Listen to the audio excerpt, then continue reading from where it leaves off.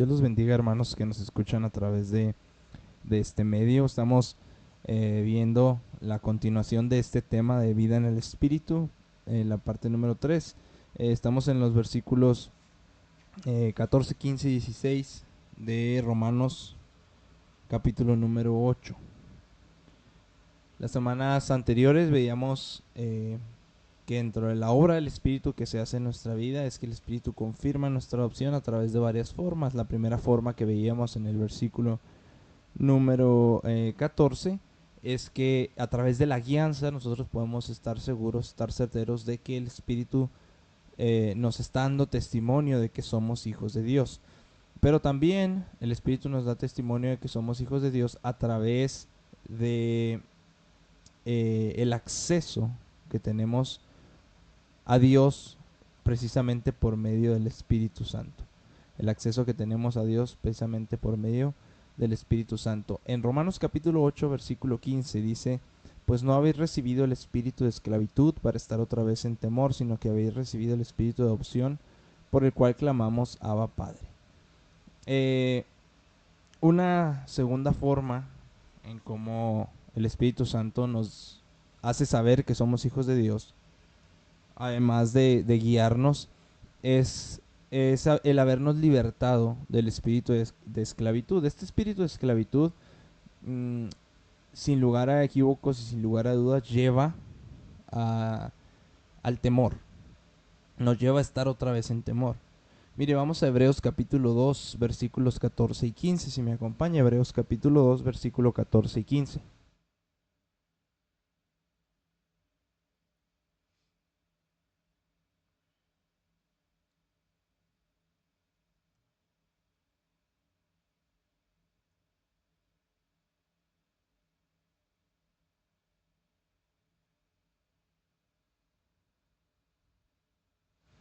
Dice: así, por cuanto los hijos participaron de carne y sangre, él también participó de lo mismo, para destruir por medio de la muerte al que tenía el imperio de la muerte, esto es, al diablo, y librar a todos los que por el temor de la muerte estaban durante toda la vida sujetos a servidumbre. Entonces, cuando una persona es esclavo de algo, está sujeto a través del temor. ¿Sí? Está sujeto a través del temor. Y sin importar eh, con cuánta astucia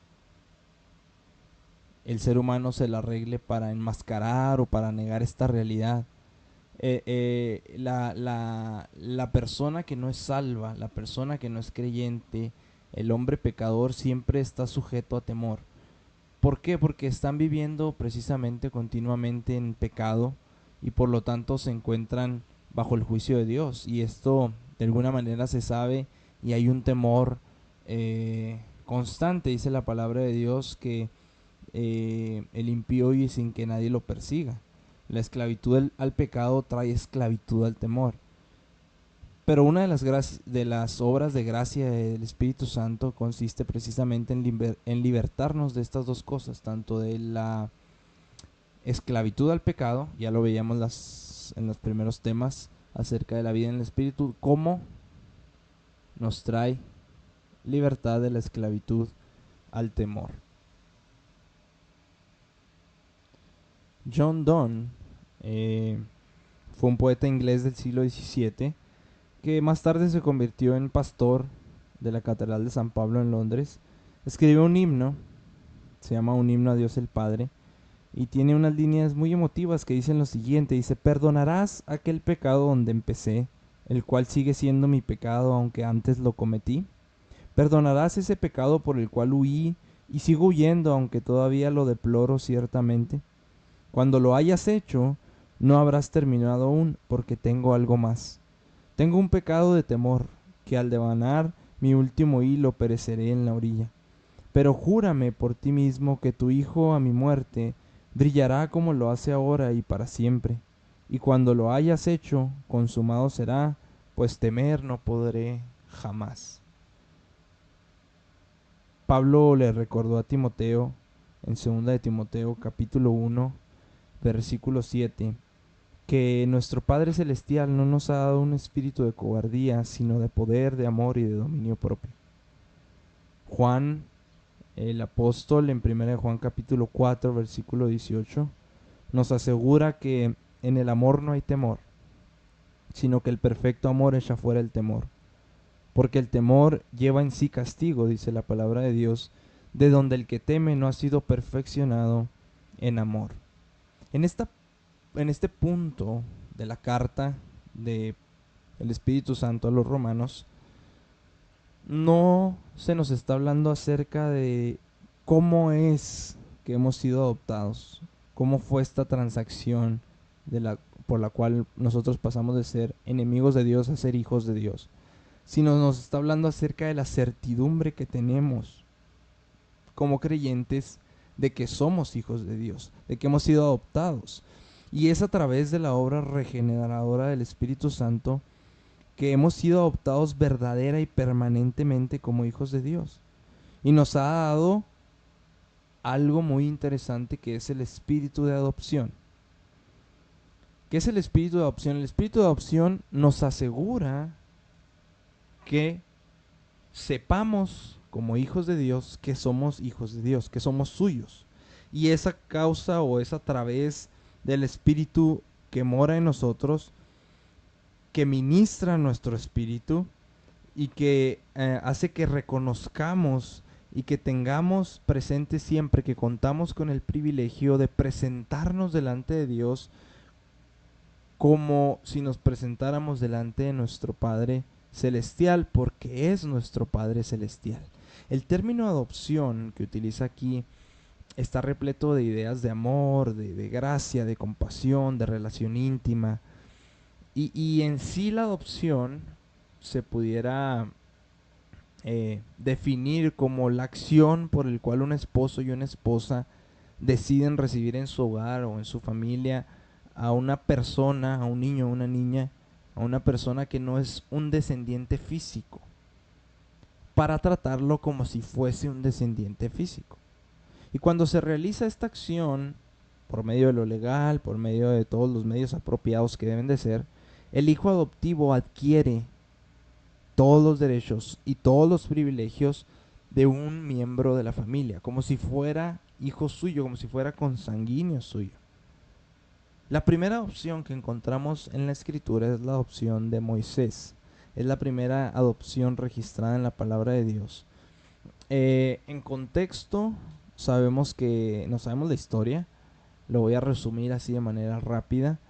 Sabemos que Faraón ordena que todos los bebés varones de los hebreos fueran aniquilados, fueran matados por las parteras. Y la madre de Moisés, a sabiendas de esto, guarda a su hijo por algún tiempo, pero cuando ya no lo puede esconder más, pone a su hijo en una cesta que era prueba de agua y lo deja flotar sobre el río Nilo. La hija del faraón acostumbra a bañarse en el río Nilo y sale en su costumbre a bañarse con sus sirvientas y ve la canasta y manda a una de las siervas a que traiga la canasta y se da cuenta que dentro de la canasta había un infante que era hebreo y siente lástima por él, siente compasión por él y lo adopta. Y a la vez que lo adopta, sabemos que María, su hermana, la hermana de Moisés, va siguiendo al niño desde que sale, desde que lo ponen en el río Nilo, va cuidando la canasta hasta que llega a las manos de la hija de Faraón. Y entonces propone María una nodriza que iba a ser la madre de Moisés. Entonces María trae a su propia madre con la aprobación de la hija de Faraón, obviamente. Se le paga a su propia madre para llevar a su hijo Moisés y criarlo y que estuviera en su casa libremente.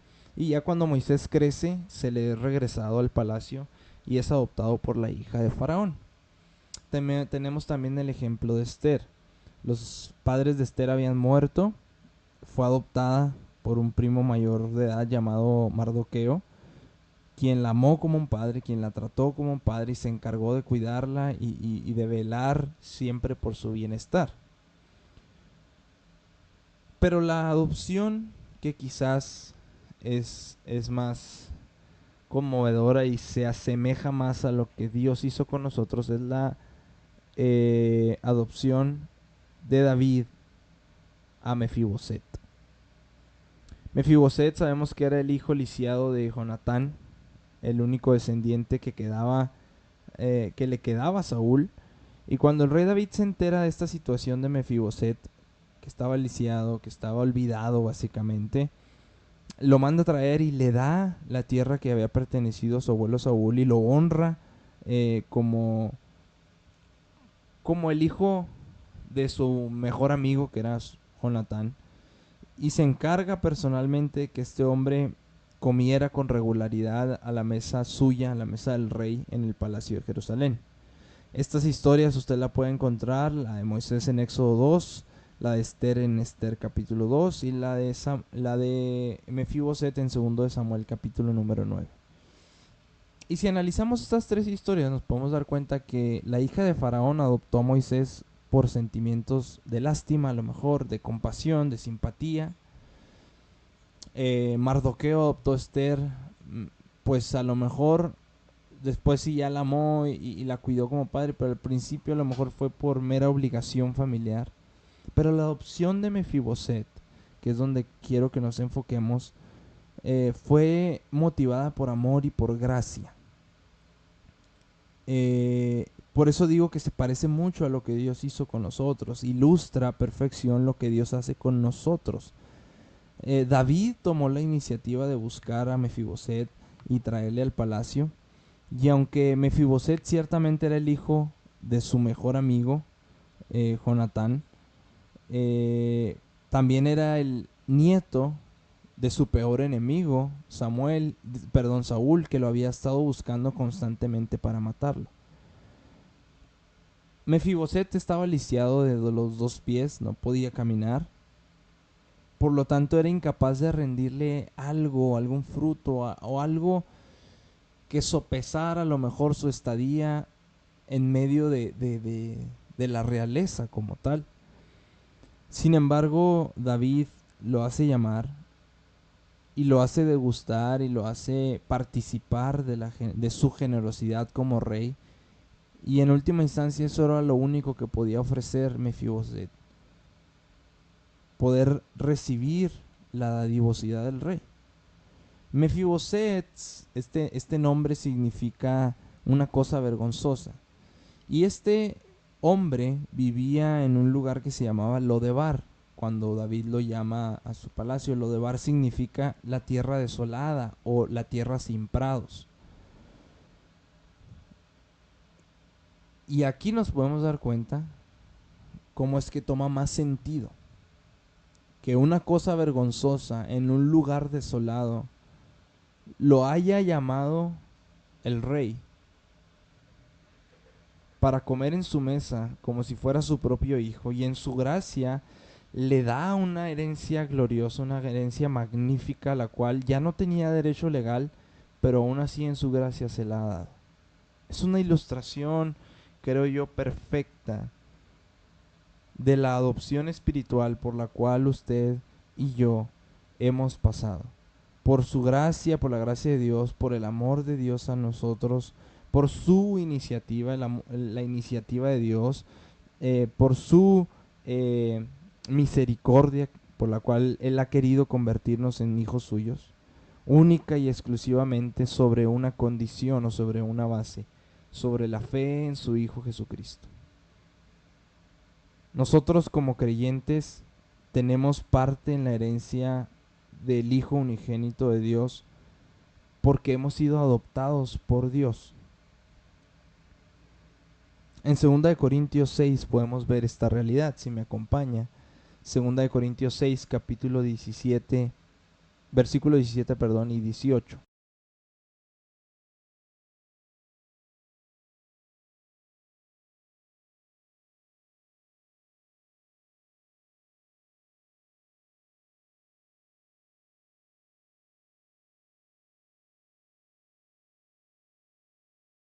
Segundo de Corintios 6, versículo 17 y 18.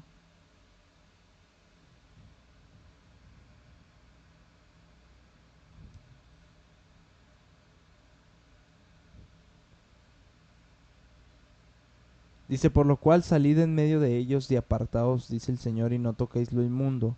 Y aquí está, y yo os recibiré y seré para vosotros por Padre, y vosotros me seréis hijos e hijas, dice el Señor Todopoderoso. Tenemos la inefable y maravillosa certidumbre de que Dios, amados, nos ha hecho hijos suyos.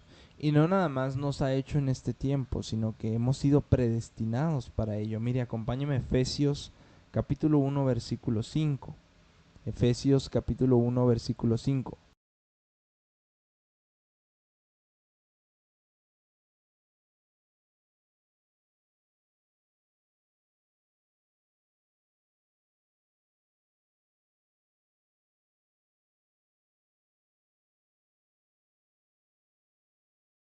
Efesios capítulo 1, versículo 5 dice, en amor, habiéndonos predestinado para ser, aquí está, para ser adoptados hijos suyos por medio de Jesucristo, según el puro afecto de su voluntad. Esto último es muy interesante porque es básicamente porque Él quiere, según el puro afecto de su voluntad. Para algunas personas, creo yo ignorantemente, la adopción es un concepto de un rango de segunda mano. Es la opción de, pues ya que ya no pudimos tener nuestros hijos, vamos a adoptar. Sin embargo, en la cultura romana del tiempo de Pablo, no era de esta manera. Un hijo adoptivo en ese tiempo, en especial si era varón, gozaba en algunos casos de mayor prestigio y de mayor privilegio que los hijos naturales.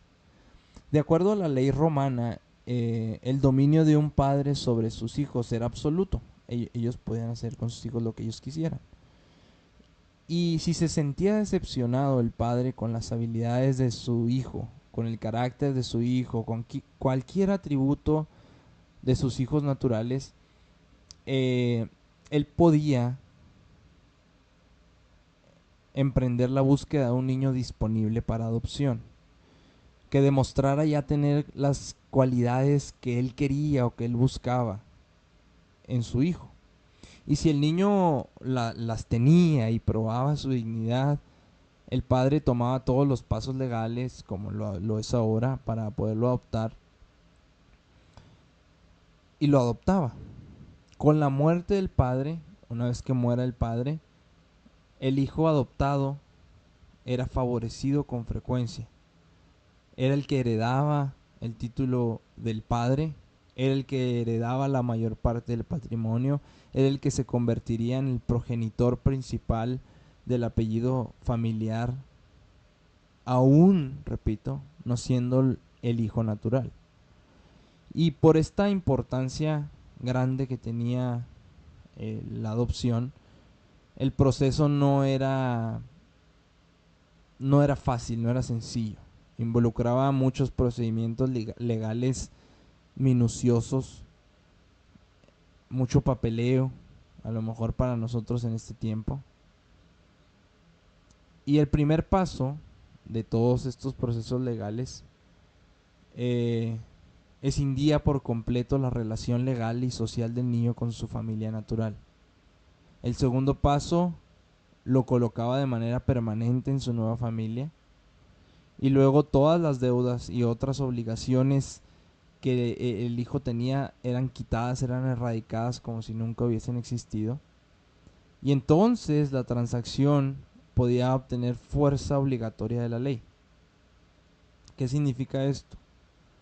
Que requería 7 testigos de buena reputación que pudiesen testificar a favor, obviamente, de los padres, y si llegara a ser necesario, en contra de los padres, para ver si se podía o no adoptar. Yo creo que aquí cuando Pablo habla de la adopción, tiene en mente la adopción romana. Él estaba bien enterado de esta costumbre y es posible que la haya tenido en mente cuando escribía esto. porque nos asegura que nosotros como creyentes, sin lugar a duda, somos los hijos adoptivos de Dios.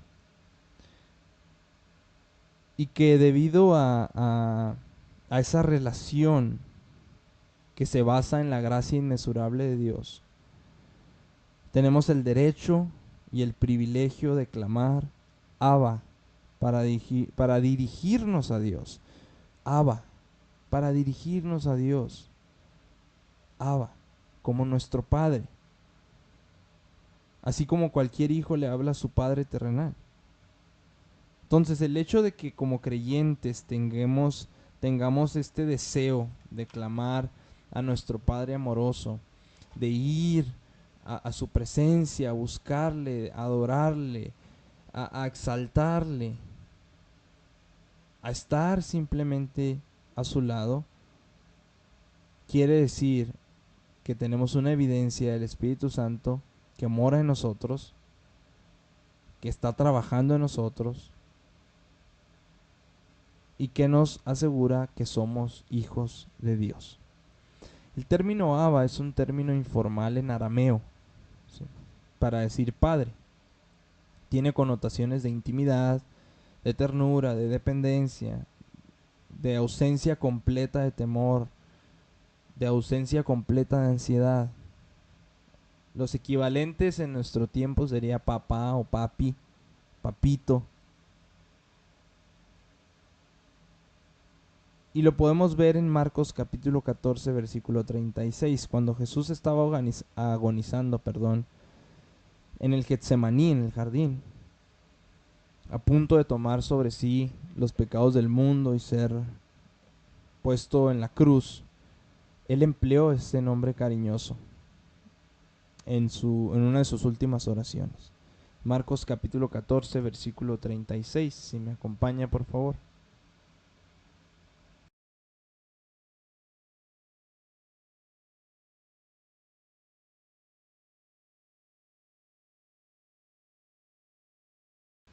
Marcos capítulo número 14, versículo 36.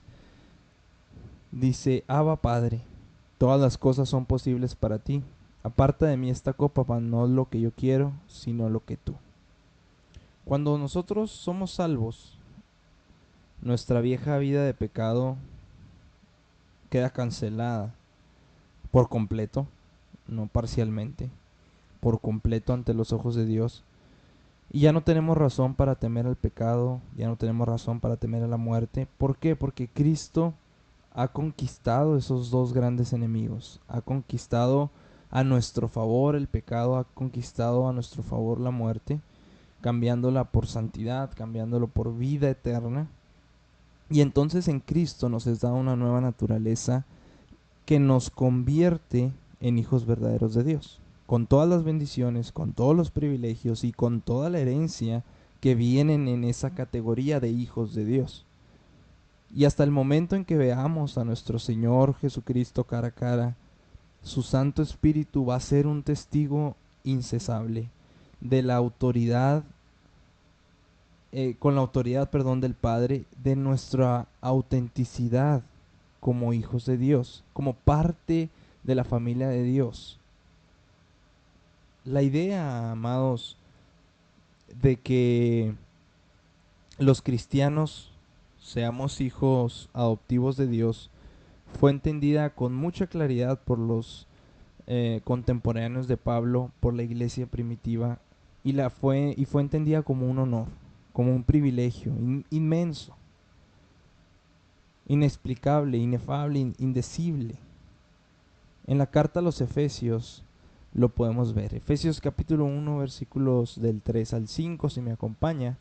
Efesios capítulo 1, versículos del 3 al 5.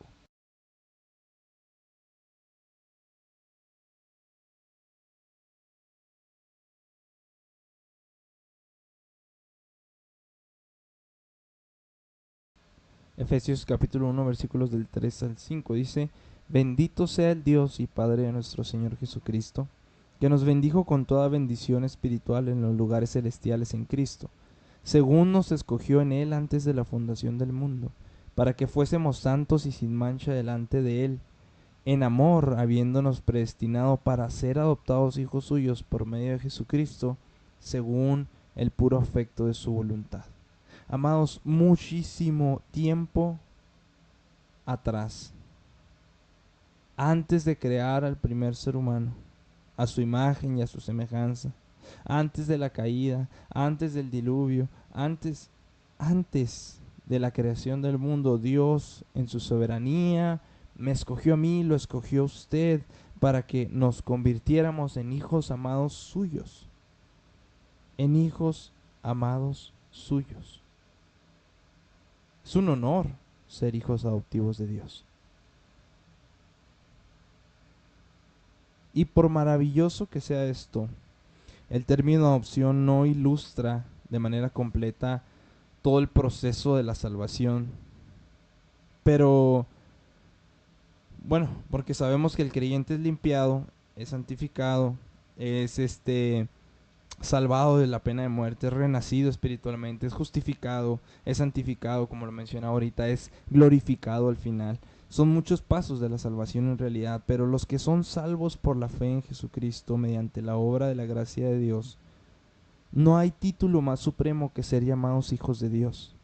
De pronto se nos hace muy común, sí, soy hijo de Dios, no, soy hijo de Dios, sí, el hijo de Dios, hijo de Dios, hijo de Dios, hijo de Dios, y lo hemos trasladado a un término religioso como el amén, como el aleluya, como el gloria a Dios, que de repente salen ahí en las predicaciones, en las alabanzas, en la música como tal.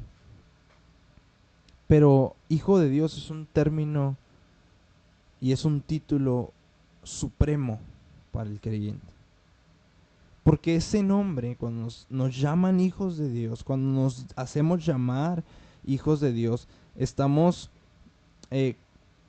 cualificándonos de manera definitiva para participar con Cristo en su herencia.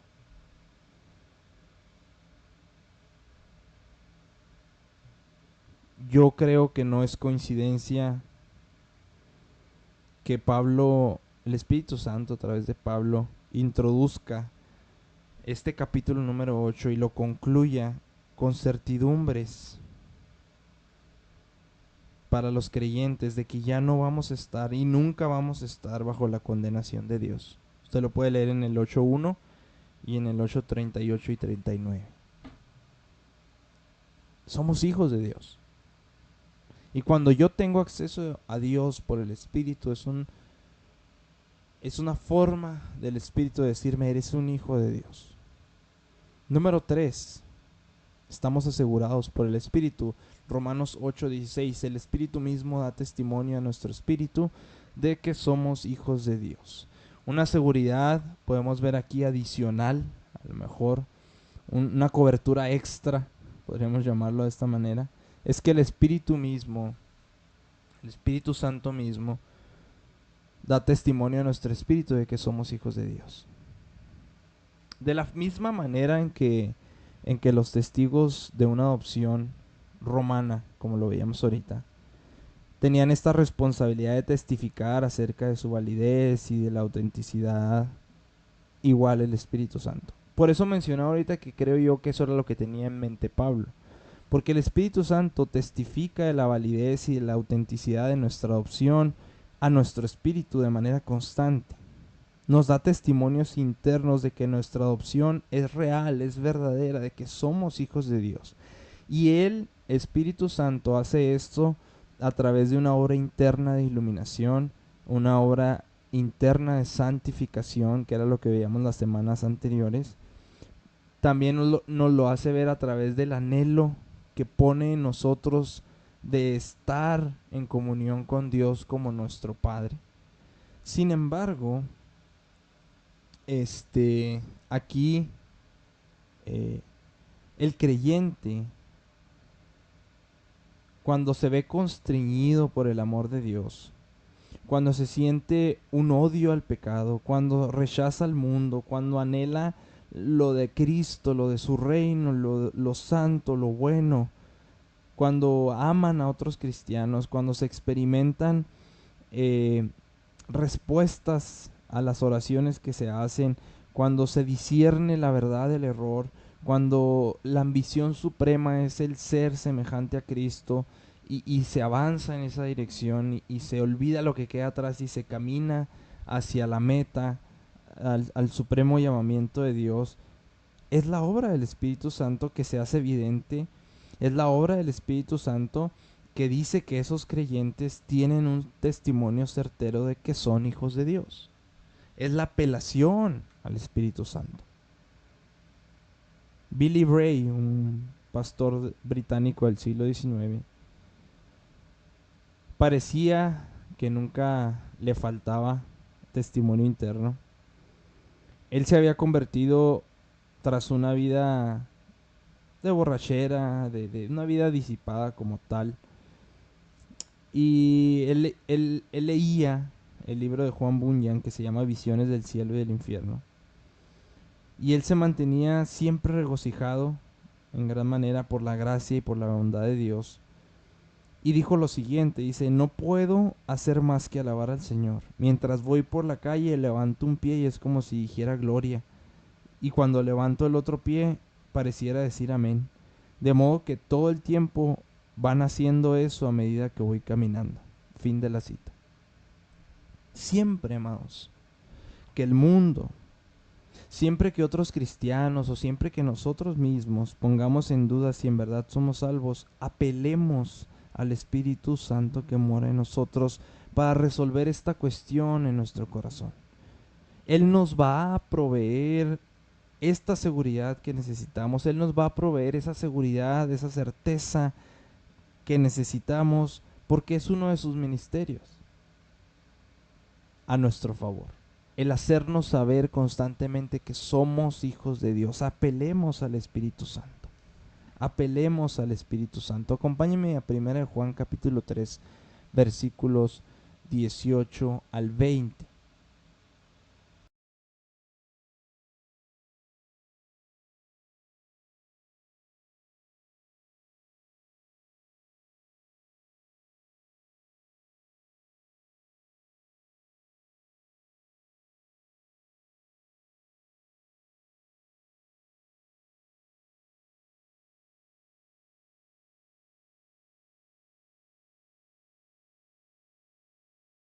Primera de Juan, capítulo número 3, versículos 18 al 20, dice, hijitos míos, no amemos de palabra ni de lengua, sino de hecho y en verdad.